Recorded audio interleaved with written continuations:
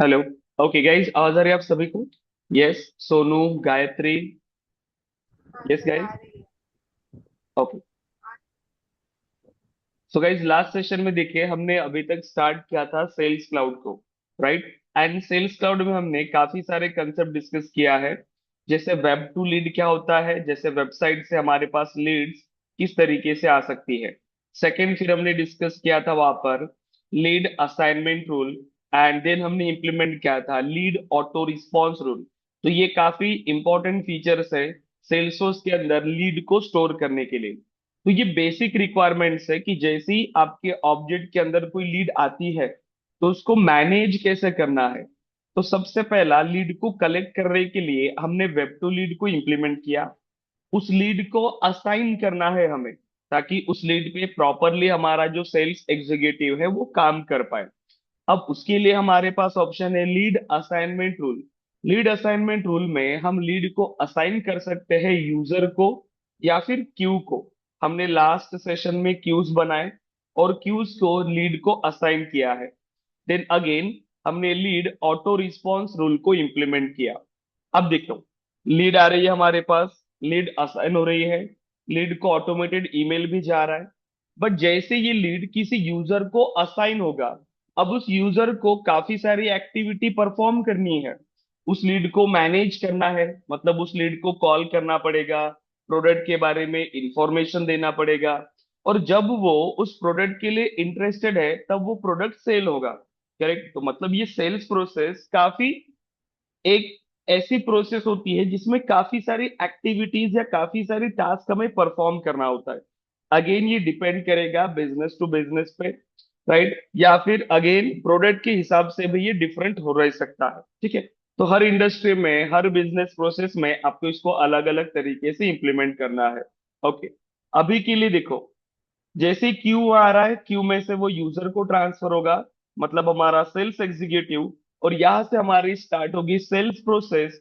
और उस sales process में उसको क्या क्या करना है वो यहाँ पर हमें इंप्लीमेंट करना है। आपको क्या लगता है? सबसे पहले तो उसको एक काम करना पड़ेगा, लीड को कॉल करना पड़ेगा, करेक्ट? उसको एक लीड को कॉल करना चाहिए। अब जैसे लीड आएगा, लीड असाइन होगा, तो सेल्स एग्जीक्यूटिव का पहला काम है उस लीड को एक कॉल करो या ईमेल करो। ठीक है, सबसे पहले वो उसको कॉल करेगा, प्रोडक्ट के बारे में इंफॉर्मेशन देगा, उसकी रिक्वायरमेंट को समझेगा कि उसको क्या रिक्वायरमेंट है, उस हिसाब से उसको प्रोडक्ट सजेस्ट करेगा। काफी सारी फंक्शनलिटी अब उसको यहाँ पर इंप्लीमेंट करनी है। अब देखो, तो लास्ट सेशन में जैसे हमने एक लीड बनाया था, सो लीड जैसे ये साहिल कुमार है, ठीक है? साहिल कुमार।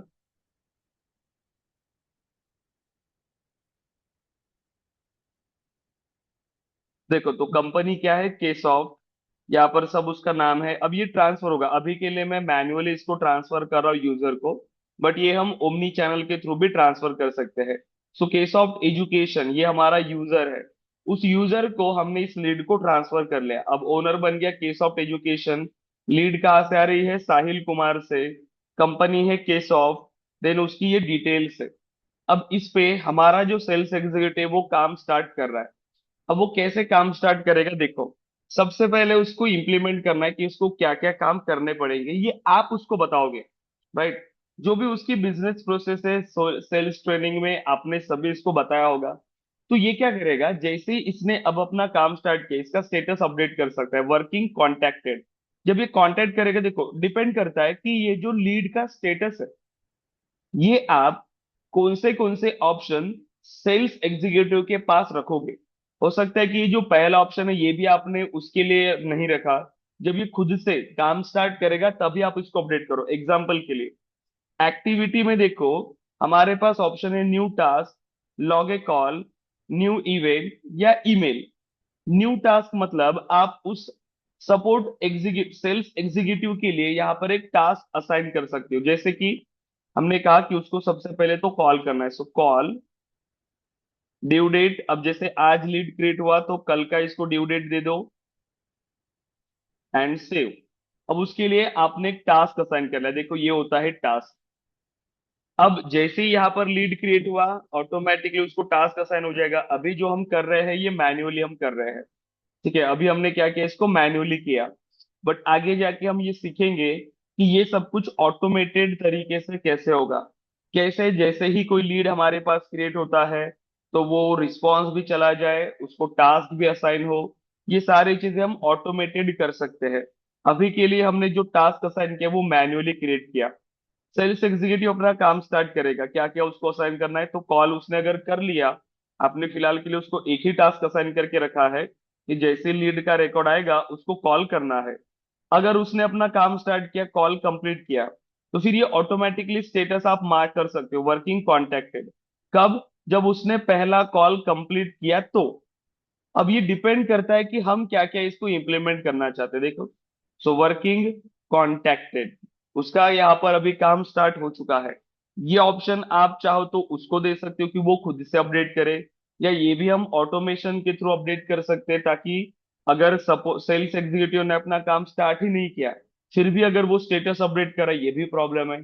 तो ये भी ऑप्शन आप उसके पास नहीं दे सकते, ये खुद से भी आप कर सकते हो, राइट। देन अब उसने जब कॉल किया तो ये क्या कर सकता है, लॉग ए कॉल, कि क्या क्या बातचीत हुई उस कॉल को ये लॉग करके रख सकता है। जैसे कि कॉल से बात हुआ तो उन्होंने कहा कि जैसे मीटिंग रखते हैं, सो मीटिंग 7 PM। अब कॉल पे बात हुआ कि 7 PM को मीटिंग करेंगे जिसमें हमारे टीम से भी कुछ लोग रहेंगे और आप भी उसको प्रोडक्ट को एक्सप्लेन करना, ये कर सकते हैं। इसके लिए हम इवेंट भी यहाँ पर प्लान कर सकते हैं, देखो कि कब का इवेंट रखना है। सो सब्जेक्ट है मीटिंग, ताकि आप भूल ना जाओ, इसीलिए यहाँ पर हम मीटिंग भी प्लान कर सकते हैं। तो 14 and then 7 PM, all day event है क्या? नहीं। देखो, तो ये सारी चीजें पॉसिबल है। सो अपकमिंग में मीटिंग अब आपको शो होने लगेगा, एक मीटिंग यहाँ पर हो जाएगा। ओके, अगर आपको कस्टमर को ईमेल करना है तो आपको जीमेल पे जाने की जरूरत नहीं, डायरेक्टली ईमेल पे आओ, ईमेल बटन पे। अब जो भी आपके लीड का ईमेल एड्रेस होगा, देखो ये लीड का ईमेल एड्रेस है, तो ऑटोमेटिकली इसी को ईमेल जाएगा। बस आपको ये बताना है अभी कि क्या क्या डेटा आप उसको फॉरवर्ड करना चाहते हो। ठीक है, एक मैसेज आप लिखोगे, ईमेल मैसेज, और ये डेटा ऑटोमेटिकली उनके साथ शेयर हो जाएगा, देखो।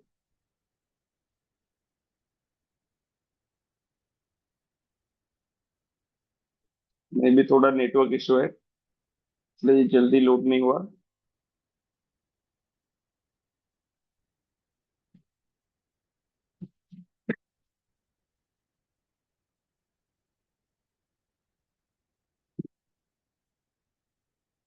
सो ईमेल,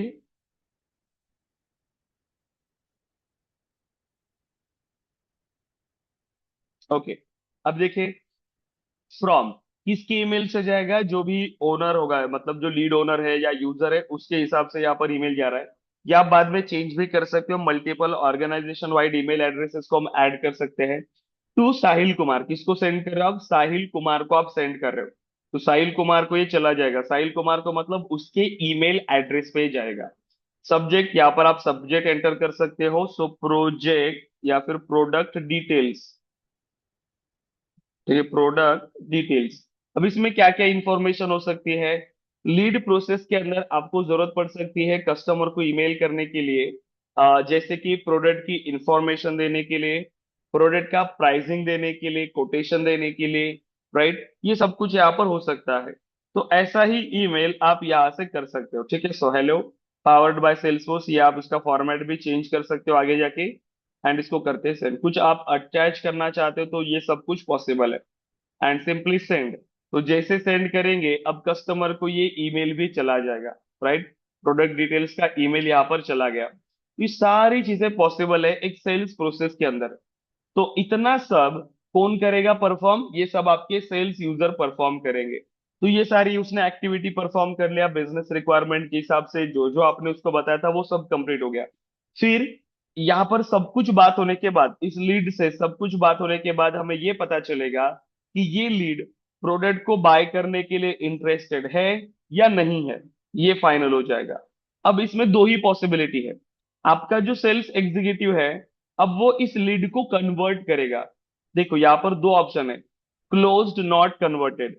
अब सपोज करो ये लीड अब प्रोडक्ट को बाय करने के लिए इंटरेस्टेड नहीं है, राइट। तो यहाँ पर आप क्या करोगे, क्लोज्ड नॉट कन्वर्टेड, कि आपकी जो लीड है वो कन्वर्ट नहीं हुई है। दूसरा ऑप्शन है आपके पास कन्वर्टेड, अगर ये लीड इंटरेस्टेड है प्रोडक्ट को बाय करने के लिए, फिर आप करोगे converted, then select converted status. अभी हम कर रहे हैं लीड को कन्वर्ट, जिसको हम कहते हैं लीड कन्वर्जन प्रोसेस। तो जब भी आप लीड को कन्वर्ट करते हो, तो ये लीड तीन ऑब्जेक्ट में डेटा क्रिएट करता है: अकाउंट, कॉन्टैक्ट, अपॉर्चुनिटी। तो ये जब भी आप लीड को कन्वर्ट करोगे, तीनों ऑब्जेक्ट में डेटा आपका स्टोर होने वाला है: अकाउंट ऑब्जेक्ट में, कॉन्टैक्ट ऑब्जेक्ट में एंड अपॉर्चुनिटी ऑब्जेक्ट में। सपोज करो कि एक ही अकाउंट से अगर आपके पास लीड आ रहा है, तो बार बार आप ऐसे नए अकाउंट, कॉन्टैक्ट या अपॉर्चुनिटी ना क्रिएट करते हुए उस लीड को एग्जिस्टिंग अकाउंट के साथ ही रिलेट करा सकते हो। ठीक है, ये भी पॉसिबल है। बट अभी के लिए हमारी ये फ्रेश लीड है, तो हमें नया अकाउंट क्रिएट करना पड़ेगा। देखो, किस नाम से अकाउंट क्रिएट हो रहा है, किस नाम से कॉन्टैक्ट क्रिएट हो रहा है और किस नाम से अपॉर्चुनिटी, ये ध्यान में रखना। जैसे ही अब हम क्लिक करते हैं कन्वर्ट, तो देखो, लीड ऑब्जेक्ट से ही ये तीनों ऑब्जेक्ट में डेटा जा रहा है। लीड ऑब्जेक्ट में से ही तीनों ऑब्जेक्ट में डेटा जा रहा है। अब आप देखो, अकाउंट में क्या क्या फील्ड पॉपुलेट हुई, देन कॉन्टैक्ट में क्या क्या फील्ड पॉपुलेट हुई, और अपॉर्चुनिटी में क्या क्या फील्ड पॉपुलेट हुई, ये भी आपको ध्यान देना है। सो अकाउंट, कॉन्टैक्ट, अपॉर्चुनिटी, तीन ऑब्जेक्ट है हमारे पास, और तीनों ऑब्जेक्ट में हमारा डेटा प्रॉपरली डेटा जा रहा है। तो ये चेक करना होता है हमेशा हमें कि अकाउंट में कौन सी फील्ड जा रही है, कॉन्टैक्ट में कौन सी फील्ड जा रही है, और अपॉर्चुनिटी में, क्योंकि आगे जाके हमें इसकी बहुत सारी नीड पड़ेगी। तो एक ही ऑब्जेक्ट में से डेटा तीन ऑब्जेक्ट में जाके स्टोर हो रहा है। और इसमें एक चीज ध्यान में रखना कि जैसे ही ये लीड कन्वर्ट हो रही है, अब ये डेटा आपके लीड ऑब्जेक्ट में नहीं मिलेगा। जैसे अभी साहिल कुमार, ये आपको लीड ऑब्जेक्ट में डेटा मिल रहा था, उसको आपने कन्वर्ट किया, तो वो रिकॉर्ड अब आपके लीड ऑब्जेक्ट में नहीं मिलेगा, क्योंकि वो कन्वर्ट हो चुका है अकाउंट, कॉन्टैक्ट एंड अपॉर्चुनिटी के अंदर। अब आप करो इसको गो टू लीड्स। ओके, मैंने आपको एक चीज बताया था, क्या रिलेशनशिप है गाइस इन तीनों ऑब्जेक्ट के अंदर, मुझे बताइए। अकाउंट, कॉन्टैक्ट एंड अपॉर्चुनिटी, इसमें क्या रिलेशनशिप है? अकाउंट, कॉन्टैक्ट, अपॉर्चुनिटी, इसमें रिलेशनशिप क्या है? मैंने बताया था कि सभी ऑब्जेक्ट्स को स्कीमा बिल्डर पे लेके उसका रिलेशनशिप फाइंड करना है। तो इन तीनों में रिलेशनशिप क्या है? लीड का डेटा, लीड ऑब्जेक्ट का डेटा अब इन तीनों ऑब्जेक्ट में जाके स्टोर हो गया। अकाउंट, कॉन्टैक्ट एंड अपॉर्चुनिटी, तीन रिकॉर्ड क्रिएट हुए। तो क्या ये रिकॉर्ड आपस में रिलेटेड है, या तीनों इंडिविजुअल रिकॉर्ड से कोई रिलेशनशिप नहीं है? बताइए, कुछ है रिलेशनशिप इसके अंदर? गायत्री, सोनू। हाँ, रिलेशनशिप होगा क्योंकि उसका कन्वर्ट हो गया है वो हम्म। कस्टमर अभी लीड। सो रिलेशनशिप क्या है? ये मैंने बताया भी था आपको, प्लस उसको ध्यान में रखने के लिए भी बताया था, उसका स्क्रीनशॉट लेने के लिए भी बोला था स्कीमा बिल्डर से, बट आप किसी ने भी उसको शेयर भी नहीं किया है ग्रुप पे। अब जब आपको इसके रिलेशनशिप के बारे में ही पता नहीं चलेगा, तो आप उसको इंप्लीमेंट कैसे करोगे? आगे जाके जब आप इसको कोड करना पड़ेगा या ऑटोमेशन इंप्लीमेंट करना पड़ेगा, जब तक आपको उसका डेटा मॉडल पता नहीं होगा, तब तक आप उसमें कुछ भी चेंजेस नहीं कर सकते। तो ये ध्यान रखना जरूरी है गाइस। ठीक है, तो प्लीज प्रिपरेशन पे थोड़ा सा ध्यान दो। अब देखो, आपके बैच की भीड़ भी हमेशा यहाँ पर धीरे धीरे कम होती जा रही है, क्योंकि जो नॉन सीरियस स्टूडेंट्स थे वो धीरे धीरे कम होते जाएंगे। तो यही है, कंपटीशन ऐसे ही खत्म हो रहा है। आप जैसे जैसे प्रिपेयर करते जाओगे, आगे जाके आपको पता चलेगा जो सीरियस नहीं थे लोग, वो ऑलरेडी कंपटीशन से बाहर हो जाते हैं। ठीक है, अब इंडस्ट्री में भी ऐसा ही है। आपको जब भी आप इंटरव्यू के लिए जाओगे, अगर 100 लोग अप्लाई कर रहे हैं, तो ऐसा जरूरी नहीं है कि 100 लोग प्रिपेयर होके आए हैं। हो सकता है कि बस उन्होंने ऐसे ही ट्रेनिंग कंप्लीट किया हो। बट आपको थोड़ा सा मेहनत करके जाना होगा गाइज। बट अगर आप भी सेम लेवल का ट्रेनिंग कंप्लीट कर रहे हो, आप भी खुद से प्रिपेयर कुछ नहीं कर रहे हो, तो आप भी उन्हीं भीड़ में चले जाओगे। कंपनीज स्ट्रगल करती है एक अच्छा कैंडिडेट ढूंढने के लिए। ठीक है, कंपनी को अच्छा कैंडिडेट नहीं मिलता। बट अगर आप भी इस तरीके से ट्रेनिंग कर रहे हो कि जो है बेसिक चीजें आपने पढ़ लिया, एफर्ट्स कुछ नहीं दिए अपने एंड से, तो आप भी उसी भीड़ में चले जाओगे। कंपनीज बस वैसे ही हमेशा अच्छे कैंडिडेट की यहाँ पर रिक्वायरमेंट पे रहेगी, वो अच्छा कैंडिडेट ढूंढती रहेगी, आप इंटरव्यू देते रहोगे, कुछ नहीं होगा। प्लीज थोड़ा सा प्रिपेयर करो। बेसिक चीजें हैं जो आपको इंडस्ट्री में आपको बताया जा रहा है, राइट, फॉलो करना जरूरी है। क्योंकि आप खुद देखोगे कि थोड़ा सा एक्स्ट्रा मेहनत और आप उस भीड़ से काफी अलग हो जाओगे। बस मेहनत करना है गाइस। ठीक है। और पता नहीं कि आपके बैच में मुझे बहुत कम स्टूडेंट्स ऐसे दिख रहे हैं जो मेहनत कर रहे हैं। ठीक है, 2-3 स्टूडेंट्स ही हो आप लोग जो डेली ज्वाइन कर रहे हो। बट डेली ज्वाइन करना भी जरूरी है, प्लस उसको इम्प्लीमेंट करना भी जरूरी है, उसको रिवाइज करना भी जरूरी है। क्योंकि अभी हम सिर्फ एडमिन पार्ट पे है, डेवलपमेंट में जाएंगे उसमें तो बहुत सारी चीजें हैं सीखने के लिए। ठीक है। और आईटी से अभी स्टेबल करियर आपको कहीं नहीं मिलेगा, सेल्सो से स्टेबल टेक्नोलॉजी आपको कहीं पर नहीं मिलेगी, क्योंकि मार्केट इतना सेचुरेटेड है अभी के टाइम पर। आप ये सोचोगे कि आपको क्या करना होगा, राइट? इसीलिए आपने जो टेक्नोलॉजी सेलेक्ट किया है, इजीली जॉब अवेलेबल है और हाई पैकेज पे जॉब अवेलेबल है, राइट? काफी सारी नई चीजें सेल्सफोर्स के अंदर आ रही है, सेल्सफोर्स हर बार इसको अपडेट करते जा रहा है। और कोई डेवलपर सेल्सफोर्स में स्विच होना चाहता है, प्लीज तो थोड़ा सा प्रिपेयर करो, राइट? एंड अगर प्रिपेयर नहीं करोगे तो अच्छे से आप उसको इंटरव्यू के लिए रेडी नहीं होगे। जो चीजें आपको बताई है प्लीज उसको फॉलो करना जरूरी है।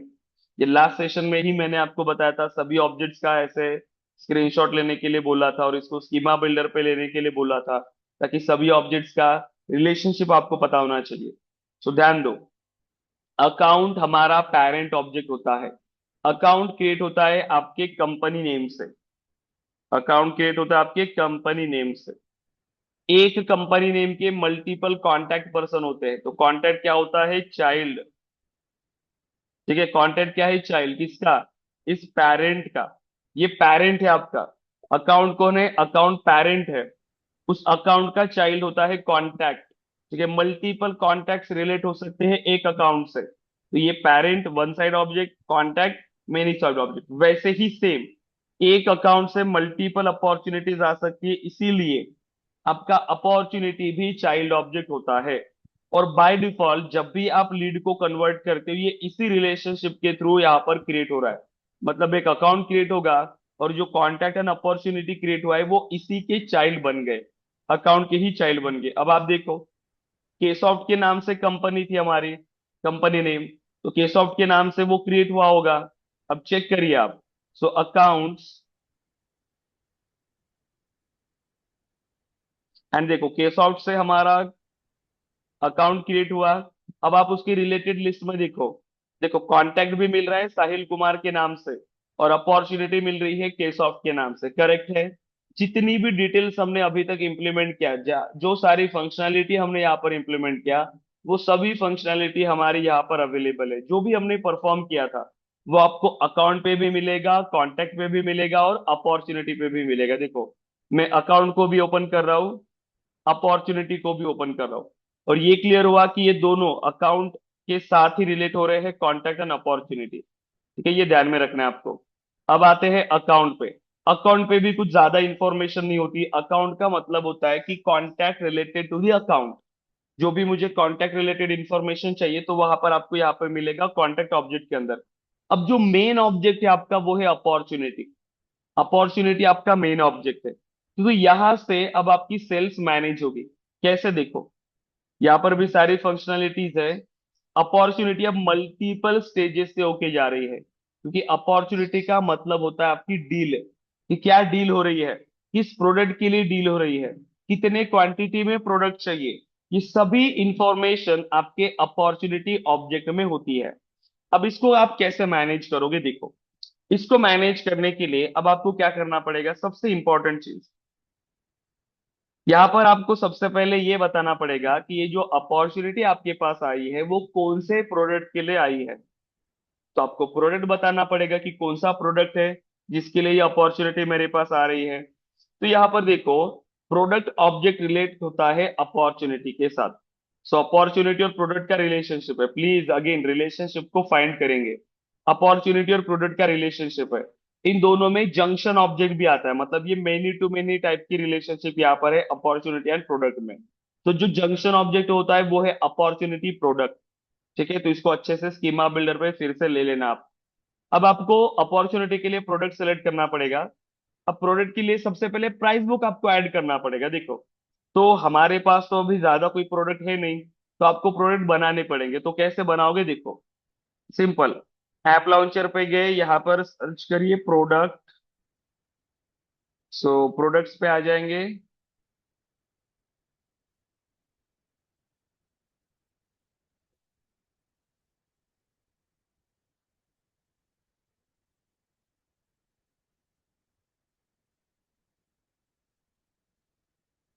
देखो प्रोडक्ट्स, एंड प्रोडक्ट्स पे अगर आप देखोगे ध्यान से, तो हमारे पास कुछ ऑलरेडी प्रोडक्ट्स अवेलेबल है, कुछ डमी प्रोडक्ट सेल्सोर्स ने हमें प्रोवाइड किया है। आप चाहो तो इन्हीं का यूज कर सकते हो, या फिर आप नए प्रोडक्ट्स बना सकते हो। तो हम एक नया प्रोडक्ट बना लेते हैं, देखो न्यू। अब प्रोडक्ट का नाम, तो मैं इसको नाम देता हूँ लैपटॉप, कि मैंने बनाया एक लैपटॉप। ठीक है, लेकिन ये एक्टिव करना होगा प्रोडक्ट को, तभी हम इसको यूज कर सकते हैं। अब एक चीज आप ध्यान दो, आपने सिर्फ प्रोडक्ट का नाम देना है, प्रोडक्ट का कोड, जो भी प्रोडक्ट का कोड होगा, उसका प्रोडक्ट फैमिली और प्रोडक्ट का डिस्क्रिप्शन। कहीं पर भी प्राइसिंग आपको मेंशन करना है क्या? प्रोडक्ट की प्राइसिंग प्रोडक्ट ऑब्जेक्ट पे देते हैं क्या हम? नहीं। उसके लिए सेपरेट ऑब्जेक्ट्स है। कौन सा ऑब्जेक्ट है? Price book. अब प्राइस बुक में हमें प्रोडक्ट की प्राइसिंग को ऐड करना पड़ता है। रिलेटेड में अगर आप आओगे, तो यहाँ पर एक ऑप्शन आपको मिलेगा प्राइस बुक्स का। सो ऐड स्टैंडर्ड प्राइस। अब बाय डिफॉल्ट जो स्टैंडर्ड प्राइस है आप वो ऐड कर सकते हो, या फिर एक नया प्राइस बुक भी आप बना सकते हो। ये एक स्टैंडर्ड प्राइस बुक है, और उस प्राइस बुक में आप उसकी एंट्री कर रहे हो। राइट, सो प्रोडक्ट बता दिया, कौन सा प्राइस बुक है वो ऐड कर लिया, तो ये है standard price book. By default her product के लिए एक स्टैंडर्ड प्राइस बुक होती है। तो स्टैंडर्ड प्राइस बुक में आपने प्राइस इसका ऐड किया 60,000, या फिर इसको ऐड करते हैं 50,000, एंड सेव। देखिए आपने इसका स्टैंडर्ड प्राइस बुक दे दिया है। अगर आप चाहो तो आप इसको डिस्काउंट में भी सेल कर सकते हो, या किसी और प्राइस में भी सेल कर सकते हो। तो इसके लिए आपको नया प्राइस बुक क्रिएट करना पड़ता है, देखो। तो इसके लिए आप एक दूसरा प्राइस बुक ऑब्जेक्ट पे आओगे, प्राइस बुक। और यहाँ पर अगर आप चाहते हो तो एक नई प्राइस बुक आप बना सकते हो, जो डिस्काउंटेड वाली प्राइस बुक है। जैसे न्यू ईयर के टाइम पर अगर आपको सेल करना है, या आपको उसको सेल करना है किसी सेल के टाइम पर, तो आप एक नया प्राइस बुक बना सकते हो। देखो, तो मैं इसको नाम दे रहा हूँ दिवाली प्राइस बुक। सो दिवाली प्राइस बुक, क्योंकि दिवाली में हर प्रोडक्ट की प्राइस आपको चेंज करना है। इसको करते हैं एक्टिव। अब इस प्राइस बुक में आपको प्रोडक्ट्स ऐड करने पड़ेंगे, कौन से प्रोडक्ट आप इस प्राइस बुक में सेल करना चाहते हो ऑफर में। तो अगेन प्राइस बुक में आओगे, रिलेटेड। अब इस प्राइस बुक एंट्री में आपको प्रोडक्ट ऐड करने की, कौन से प्रोडक्ट जो है आपको इसको सेल करना है, किसमें? डिस्काउंट में। सो लैपटॉप मुझे सेल करना है, 50,000 आपने प्राइस दिया था इसका। नेक्स्ट। और इसका जो प्राइसिंग है मैं देना चाहता हूँ 45,000, एंड सेव। अब देखो, एक ही प्रोडक्ट है, उसकी दो प्राइसिंग है। स्टैंडर्ड प्राइस है उसकी 50,000, और मैं डिस्काउंट में उसको दे रहा हूँ 45,000 में, दिवाली के टाइम पर। पॉसिबल है। तो हर प्रोडक्ट की एक स्टैंडर्ड प्राइसिंग होती है। हम चाहे तो उसको प्राइसिंग के ऊपर भी सेल कर सकते हैं, या प्राइसिंग के नीचे भी सेल कर सकते हैं, डिपेंड करेगा ये। राइट। अब देखो, अगर मैं सेम ये जो मेरी अपॉर्चुनिटी है वो इसी प्रोडक्ट के लिए रिलेटेड है। सो प्रोडक्ट्स, जैसे ही अब आप ऐड प्रोडक्ट पे जाओगे, सबसे पहले आपको बताना पड़ेगा कि आप उसकी कौन सी प्राइस बुक को ऐड करोगे।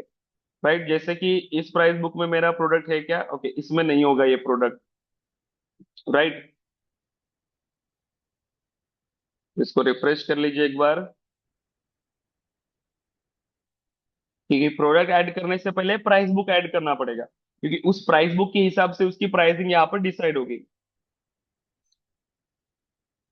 Choose price book, Diwali price book पे हम सेल करते हैं इसको, सेव।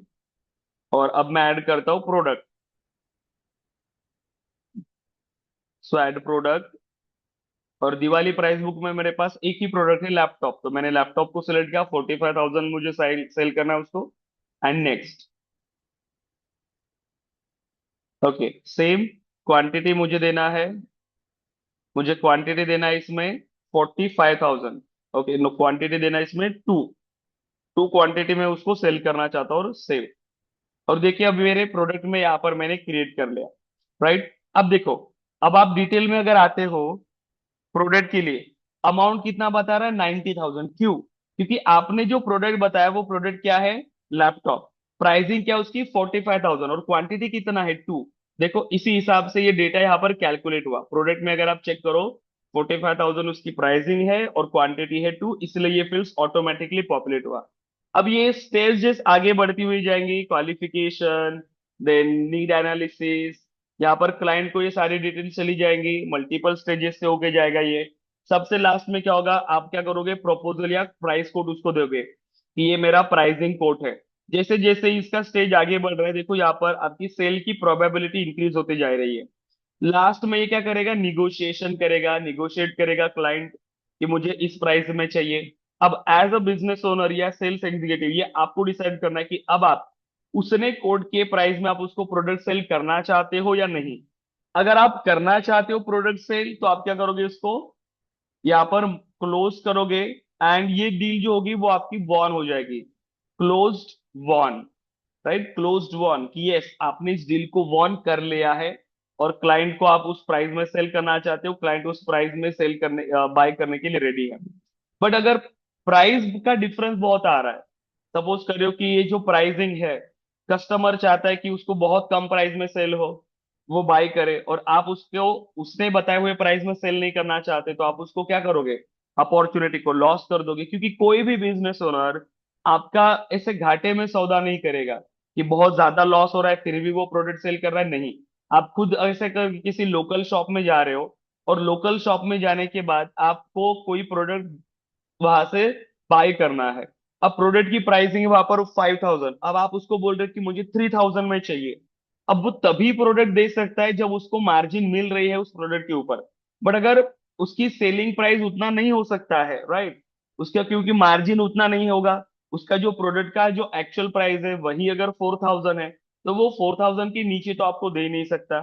तो वो क्या करेगा, वो प्रोडक्ट आपको सेल नहीं करेगा, वहां पर अपॉर्चुनिटी लॉस्ट हो गई। एक तो आपको प्रोडक्ट को ज्यादा प्राइस में सेल करना पड़ेगा क्योंकि वो तो कम नहीं कर सकता। अब उसके बाद क्या हो सकता है, अपॉर्चुनिटी लॉस्ट हो गई, क्या हो सकता है आगे, रियल टाइम में बताओ क्या हो सकता है। अपॉर्चुनिटी तो लॉस्ट हो गई, लेकिन होता क्या है रियल टाइम में, क्या करेगा वो शॉप ओनर, अगेन लॉस होने देगा अपॉर्चुनिटी, क्या करता है वो, रियल टाइम में आपको आपके प्राइस के रेंज में दूसरा प्रोडक्ट दिखाता है, यस और नो। क्योंकि वो ट्राई करेगा, अपॉर्चुनिटी लॉस नहीं होनी चाहिए, दूसरी अपॉर्चुनिटी क्रिएट करने के लिए वो ट्राई करता है। वो ट्राई करेगा कि ठीक है आपके बजट में ये प्रोडक्ट नहीं आ रहा है, तो वो आपको दूसरा प्रोडक्ट के लिए वो आपको सजेस्ट करेगा कि आपके प्राइस रेंज के लिए मेरे पास ये दूसरा प्रोडक्ट है, प्लीज आप उसको देखो। तो वो नई अपॉर्चुनिटी क्रिएट करने के लिए ट्राई करता है। इसीलिए एक अकाउंट के पास मल्टीपल अपॉर्चुनिटीज होती है, one account and multiple opportunities. तो ये सारी फंक्शनलिटी हमारे पास अवेलेबल होती है। क्लियर है यहाँ तक। और इस तरीके से हमारी एक सेल्स साइकिल कंप्लीट होती है। हमने एक अपॉर्चुनिटी को वॉर्न कर लिया, करेक्ट। तो इस तरीके से हमें प्रॉपरली सेल्स क्लाउड के अंदर सभी ऑब्जेक्ट का यूज करना है। क्लियर है गाइस यहाँ तक, गायत्री, सोनू। अब इन सभी ऑब्जेक्ट्स को आपको यहाँ पर यूज करना है। देखो क्या क्या चीजें हमने इंप्लीमेंट किया इसके अंदर, campaign object, lead object, account, contact, opportunity product, price book entry. Again please इसका एक स्क्रीनशॉट ले लो, स्कीमा बिल्डर पे लेके, स्कीमा बिल्डर पे लो, उसके आगे का जो रिलेशनशिप है इसके साथ वो फाइंड करो। और इन सभी फंक्शनैलिटी को अब आपको इंप्लीमेंट करना है। क्या क्या चीजें डिस्कस किया, so lead auto response rule, then activity management, ठीक है, so activity management, then lead conversion process, so lead conversion process, then opportunity and product management, opportunity and product management. तो ये सारी फंक्शनलिटी अब आपको इंप्लीमेंट करना है, राइट। ये है हमारा सेल्स क्लाउड, ठीक है, सेल्स क्लाउड। अब इसका एक स्क्रीनशॉट ले लीजिए आप सेल्स क्लाउड का, और इसको प्रैक्टिस करेगा इस अच्छे से। और कल हम अनदर टॉपिक को डिस्कस करेंगे जो है ऑटोमेशन टूल्स। अब हमें फायर करने हैं ऑटोमेशन टूल्स। इसका पहले एक स्क्रीनशॉट ले लीजिए प्लीज,